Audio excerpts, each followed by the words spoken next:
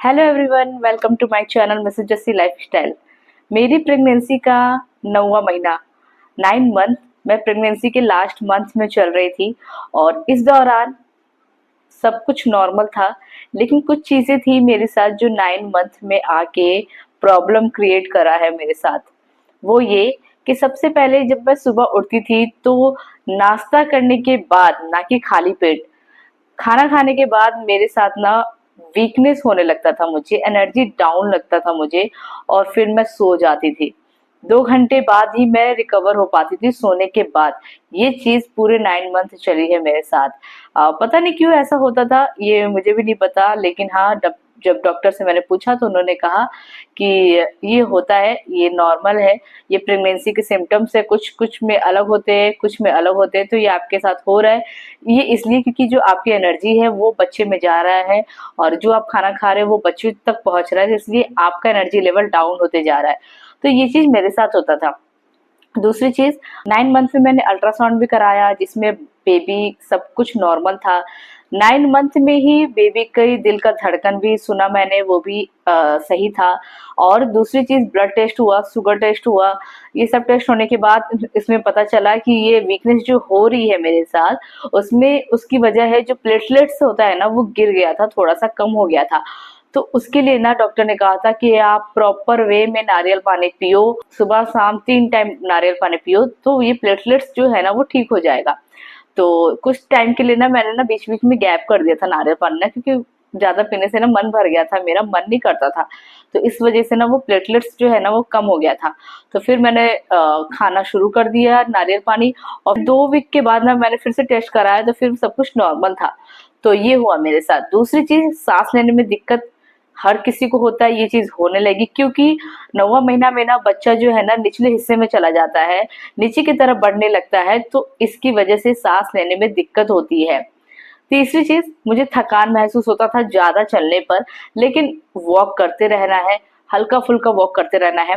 इसके साथ साथ ही ना ना ज्यादा झुकना है और ना ज्यादा वजन उठाना है 9वें महीने में, क्योंकि ये लास्ट टाइम होता है बहुत बेहद मतलब नाजुक पल होता है ये वाला।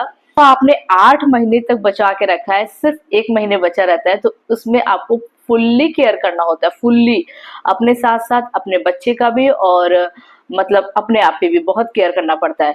तो ये चीज मैंने करा, और आराम करती थी, प्रॉपर वे में चलती फिरती थी, प्रॉपर डाइट लेती थी मैं, क्योंकि सब कुछ नॉर्मल हो जाता है। ये छोटी छोटी जो चीजें हैं माइनस ही, वो 9वां महीना तक चलता रहता है। और 9वां महीना 9 मंथ यानी कि अब बेबी आने का समय हो जाता है, कभी भी किसी भी डेट पर बेबी आ सकता है। ठीक है, क्योंकि अब बेबी आपको पूरा रेडी हो गया है। बस जब जो डॉक्टर डेट दिए रहते हैं उससे 10 दिन पहले, या उसी डेट पे, या 2-4 दिन आगे ऐसा हो जाता है तो डॉक्टर के अनुसार। और बाकी तो 10 दिन पहले भी किसी का बच्चा आ जाता है, या फिर डेट के अनुसार ही होता है। तो 9 मंथ मेरा बहुत ही अच्छा गया, क्योंकि इंतजार था। और 9 मंथ में थकान के साथ साथ ना सोने में भी बहुत दिक्कत हो जाती है कि किसी भी तरफ आप करवट लेके चैन से सो नहीं पाओगे, क्योंकि जो पेट का आकार है ना, वजन है, वो बढ़ जाता है काफी। और एक चीज, इस समय पे ना 9 मंथ में मेरा वेट 10 kg बढ़ गया था। 9 मंथ में मैंने अपना वेट करवाया था, 10 kg बढ़ गया था। तो आप लोग को बताना कि प्रेगनेंसी में आप लोग का वेट कितना बढ़ा है। उसके अलावा 9 मंथ भी मेरा वैसे ही गया। पूरे 8 मंथ जिस चीज को मैंने फॉलो किया था, डाइट हो गया, वॉक करना हो गया, काम कैसे करना है, घर का काम, मैं सब कुछ प्रॉपर करती आ रही थी, और 9 मंथ में भी मेरा वैसे ही गया। उसके बाद 9 मंथ में मैंने प्रॉपर चेकअप भी करवाया डॉक्टर से, अल्ट्रासाउंड करवाया, अपना चेकअप करवाया, बेबी का चेकअप करवाया। सब कुछ नॉर्मल रहा, सब कुछ भगवान के दया से सब कुछ ठीक रहा।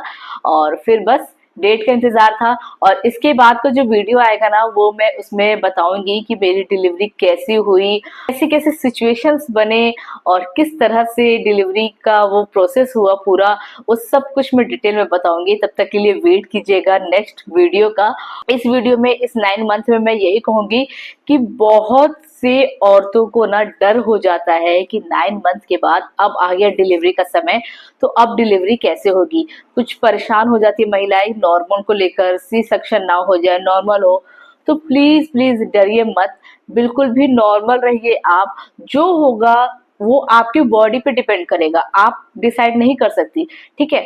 आप बेहद, अब आई नो आप बहुत मेहनत कर रही हैं 9 मंथ तक कि नॉर्मल हो, बहुत अच्छे से हो और अच्छे से बेबी हेल्दी निकले, आप भी हेल्दी रहो। लेकिन लास्ट टाइम पे सिचुएशन कैसी पलट जाती है, कैसे क्या हो जाता है, ये कुछ नहीं पता होता है। तो इसीलिए आप अपना माइंड मेकअप करके रखिए। आप माइंड से ना बिल्कुल बिल्कुल ये चीज को, डर को हटा दीजिए कि आप सी सेक्शन ना हो जाए कहीं।